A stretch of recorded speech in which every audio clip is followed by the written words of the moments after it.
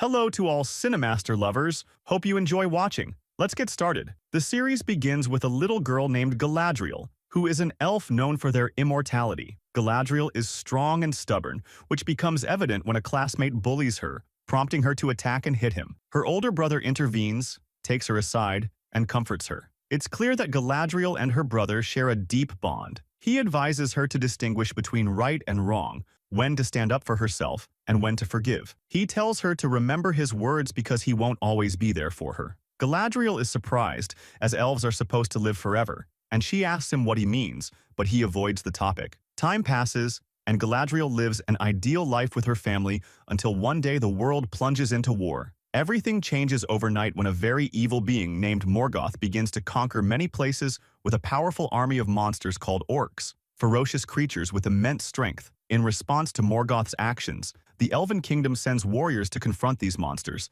sparking wars between the elves and Morgoth's forces. These wars last for centuries, claiming countless lives. Eventually, the elves manage to defeat Morgoth, who disappears. However, the orcs multiply and spread across the world. After Morgoth's defeat, the orcs return to fight the elves under the command of Morgoth's disciple, Sauron. During this war, Galadriel's beloved older brother is killed. After the war ends, Sauron vanishes without a trace, and no one knows his whereabouts. Most people eventually forget about Sauron, except for Galadriel, who has grown up and is now determined to find him and avenge her brother's death. She leads a small group of warriors tasked by the king to search for and kill Sauron. However, her team grows disheartened after centuries of searching without finding any trace of him. They all want to return home, having lost hope, but Galadriel insists on continuing the search no matter the circumstances. Reluctantly, the group follows her to a location where Sauron is suspected to be hiding. There, Galadriel finds Sauron's symbol, feeling she's getting closer,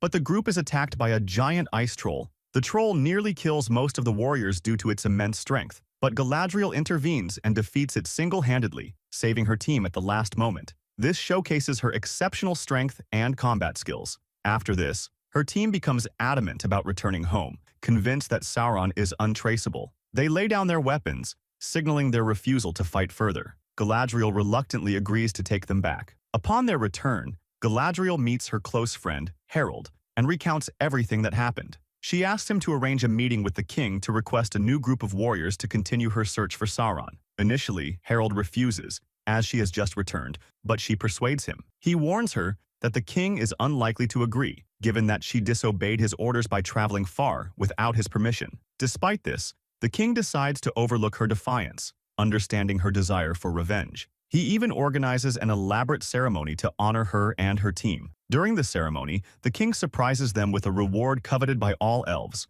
entry into the Blessed Realm, a kingdom for a select group of elves where they can live in eternal happiness. However, once they enter, they can never leave. Galadriel feels conflicted. Although she had always wanted this reward, entering the Blessed Realm would mean abandoning her quest for vengeance for her brother. Torn, she decides to enter the Blessed Realm and leave her brother's matter behind. The next day, she and her team set sail for the Blessed Realm. But moments before entering, guilt overwhelms her. She feels she hasn't avenged her brother and, at the last moment, jumps off the ship, determined to resume her search for Sauron at any cost. Meanwhile, in another part of the world, we are introduced to a small, isolated tribe called the Harfoots. They lead a simple life far from the rest of the world. Among them is a curious young girl named Nori, who loves exploring and learning about the outside world, unlike the rest of her tribe. Her best friend, Poppy, shares her curiosity. One day, Nori sees a meteor crash nearby in the forest. Overcome with curiosity, she and Poppy investigate and discover that the object is a giant,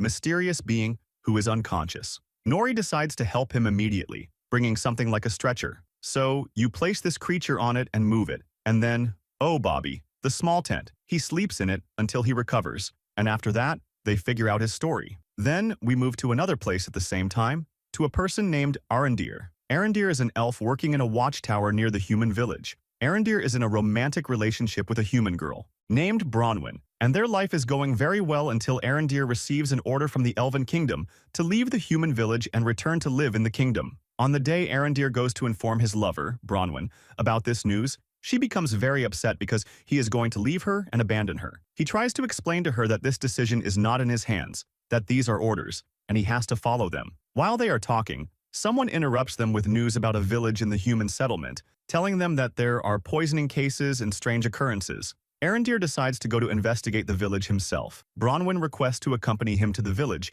and they both head toward it. When they arrive, they are shocked to find the village completely destroyed, and no one alive in it. Arondir suspects that the destruction was caused by orcs. He tells Bronwyn to go warn her village immediately, fearing that if orcs were responsible, they might be on their way to destroy her village as well. Arondir begins searching for clues about what happened, and he finds a large pit. He enters the pit, but while inside, an orc attacks him, and he is captured. The next day, Nori goes to meet the giant she left in the tent the day before to find out his story. When he sees her, he was frightened and was about to attack her, but she manages to calm him down. He tries to communicate with her, but he doesn't understand her language, nor does she understand his. They cannot speak to each other. At the same time, Galadriel is still in the water, unable to reach anywhere, until she finds a group of people on something resembling a lifeboat. It is clear they are also lost at sea, like her. Galadriel joins them on the boat, but before she can say anything or get to know them, a giant sea monster attacks them. Everyone on the boat dies, except for Galadriel and a young man named Halbrand. The two work together to survive the sea, and they later get to know each other. Galadriel learns that orcs destroyed Halbrand's village and were the reason he ended up lost at sea. She asks him to provide her with information about the orcs and to take her to their land. She believes that the orcs will lead her to their leader, Sauron, whom she is determined to hunt down and kill. Halbrand agrees to help her. That night, a violent storm occurs, causing Galadriel to fall into the water, and she nearly drowns. Halbrand jumps in after her and saves her life. Exhausted, they both fall asleep. Meanwhile, Bronwyn reaches her village and warns the people about the presence of orcs in the area, urging them to flee immediately. However, no one believes her because they haven't seen an orc in a long time. Bronwyn decides to go home, take her son, and leave the village after doing her duty by warning the villagers. But when she arrives at her house, she finds it in chaos, and her son is hiding. When she asks him what happened, he tells her that an orc is in the house. The orc appears and attacks Bronwyn. She fights back, and after a struggle, she manages to kill it. Bronwyn cuts off the orc's head and takes it to the villagers. This time, they believe her immediately and begin packing to flee the village. Meanwhile, Elrond goes to the dwarves to ask for their help. The help he seeks is for them to provide a large workforce to construct a building as quickly as possible. The building is a massive, towering structure with a large fire beacon at its top to illuminate the entire kingdom. This idea is not Elrond's, but an official order from the king. Elrond is merely following orders. The Dwarven King initially refuses the idea because he doesn't trust the elves. But in the end, Elrond manages to convince him, and the king agrees. They begin constructing the tower. At the same time, we see Arondir, who has been captured by the orcs. He is thrown among a group of humans and elves, all of whom are forced to work like slaves. They are digging into the ground, though they don't know why. Arondir is forced to dig alongside them to avoid being killed by the orcs. Meanwhile, Galadriel wakes up to find herself and Halbrand on a ship. The crew of the ship are humans who saved them from the sea. Galadriel tries to speak with the ship's captain, but he refuses, telling her that she must speak with his queen instead. The captain takes her to their kingdom. As soon as Galadriel sees the kingdom, she recognizes it and recounts its history, explaining that her ancestors, the elves, gave this land to these humans because they had fought alongside them during their wars against Morgoth. This was in contrast to other humans who had fought against them at the time. The captain takes Galadriel and Halbrand to meet the queen. The queen is not concerned about Halbrand because he is human like them, but she is very wary of Galadriel because she doesn't trust elves, despite their historically good relations. Galadriel thanks the queen and the captain for saving her from the sea and tells them that she needs to leave immediately as she has an important journey ahead. But the queen refuses to let them leave, saying she doesn't trust Galadriel to let her go and that they will remain imprisoned until she learns their full story and decides whether to let them leave or not. Later, the queen summons the captain and asks him why he saved Galadriel and brought her to their kingdom. The captain replies that the sea brought Galadriel to him and that he thought she might be useful to their kingdom, so he brought her. The queen tells the captain to keep a close eye on Galadriel because she is not easy to deal with and will try to escape. Indeed, it doesn't take long before Galadriel attempts to escape from the guards in the streets after managing to break out of her cell. However, the captain finds her and tries to convince her to return to her cell peacefully. To gain her trust, he speaks to her in Elvish. They begin to bond, and she starts to trust him. He reveals that they have the largest library of ancient knowledge and maps in the world, where he learned the Elvish language. When Galadriel hears about this library, she insists on being taken there immediately. The cat takes her there, and at that moment, Galadriel searches for anything that can help her reach Sauron. She finds an ancient manuscript that explains the meaning of Sauron's poem. This poem points to a specific location on the map, which is the Southern Lands. Galadriel realizes that the orcs will make these southern lands their colony to expand and eventually conquer the entire world. She decides to take Hal and go to the southern lands to confront Sauron and the orc army. Later, Hal ends up in prison in the southern lands to deal with Sauron and his orc army. Galadriel visits Hal in prison, tells him everything, and asks for his help. He agrees in exchange for her getting him out of prison. Meanwhile, Nori goes to meet her Harfoot group. Nori and her friend Poppy plan to steal a book from the tribe leader. The book discusses stars and meteors, and they want it because they haven't yet figured out what kind of creature they've encountered. They feel the answers to their questions lie in the book. Nori successfully sneaks into the tribe leader's tent and steals the book. But before she can take it to the creature, the tribe leader calls the tribe members to give a speech. While he's talking, the large creature searches for Nori, eventually reaching the tribe's location, causing chaos. The tribe hears the commotion and is shocked to see the creature, especially when it speaks for the first time, saying Nori's name. This reveals to everyone that Nori brought the creature to the tribe. The next day, the tribe decides to move as a caravan, but as punishment, the leader orders Nori and her family to be the last ones in the caravan. This is problematic because Nori's father has a broken leg and can't keep up, meaning they'll fall behind and get lost. Essentially, the leader is banishing Nori and her family from the tribe in a polite manner. Nori feels guilty and doesn't know how to fix the situation. The caravan begins moving, and Nori's family struggles to keep up until the giant creature appears again and helps push their cart, allowing them to rejoin the caravan. Nori starts bonding with the creature, and they become friends.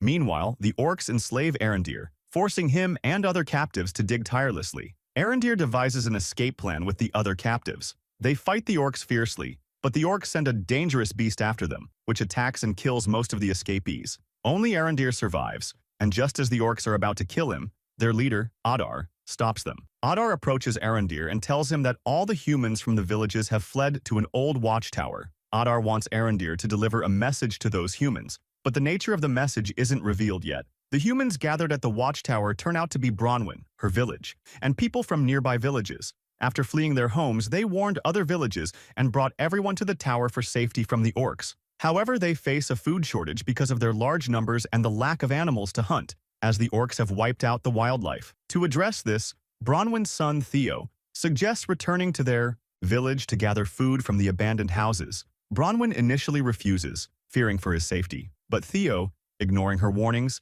takes a friend and a dagger with Sauron's symbol on it, which he had stolen from an old man in the village. Theo doesn't know the dagger's significance or that it was crafted by Sauron himself. He uses it as an ordinary knife. Theo and his friend gather food from the village but encounter trouble at the last house. Theo's friend hears strange noises and flees, leaving Theo behind. Theo hides in a water basin after spotting a group of orcs. At night, he tries to escape when the orcs' numbers dwindle, but one orc attacks him. At the last moment, Arondir intervenes, kills the orc, and rescues Theo. They return to the watchtower, where Arondir delivers Adar's message. The humans must join Adar's army or face extermination. Bronwyn is shocked and doesn't know how to respond. Meanwhile, Theo is resting when the old man from whom he stole the dagger approaches him. The old man reveals that the dagger was forged by Sauron and that its bearer must serve Sauron. He warns Theo to prepare for the coming forces and to stay alert. Theo listens in shock, unable to comprehend what is happening. At the same time, Galadriel goes to the Queen and talks to her about Sauron and the southern lands that he plans to turn into his colony. She asks the Queen to release her immediately so she can go and stop Sauron and the beasts and eliminate them before it's too late. However, the Queen tells her that there is a ship that will take her at night and return her to her elven kingdom. As for Halbrand, he will remain in the kingdom of men, where they will judge him for the troubles he caused in the kingdom. Galadriel becomes frustrated and begins to belittle the Queen, threatening her that if she doesn't release her, things won't go well for her or Halbrand. The Queen then decides to show her who's in charge and imprisons her in the cell right next to Halbrand. At night, the guards come to take her to the ship bound for the Elven Kingdom, but Galadriel escapes, fights the guards, locks them up in her place, and goes to confront the Queen again. This time, she tries to force the Queen to release Halbrand from prison and also provide them with a ship to leave. However, the Queen calmly explains the situation, revealing a prophecy about the kingdom. The prophecy states that if any elf enters their kingdom, a flood will occur and the city will be completely submerged. For this reason,